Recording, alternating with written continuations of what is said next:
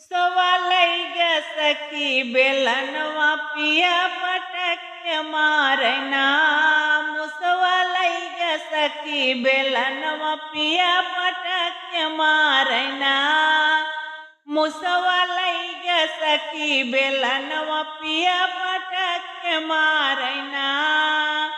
कैसे बताई हम अपने ससुर से जाई के बताई जब अपने ससुर से सासु हेर लागिना।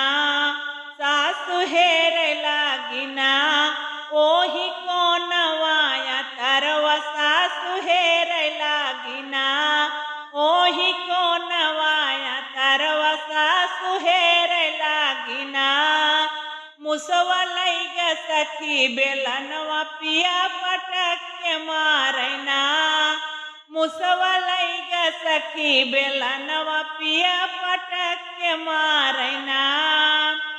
जाई के बताई जब अपने हम जेठ से जाई के बताई जब अपने हम जेठ से जेठनी हेर लागिना। जेठनी हेर लागिना ओही कोनवाया तरवा जेठनी हेर लागिना। ओही कोनवाया तरवा जेठनी हेर लागिना। मुसवालई ग सखी बेलनवा पिया पटक के मारना।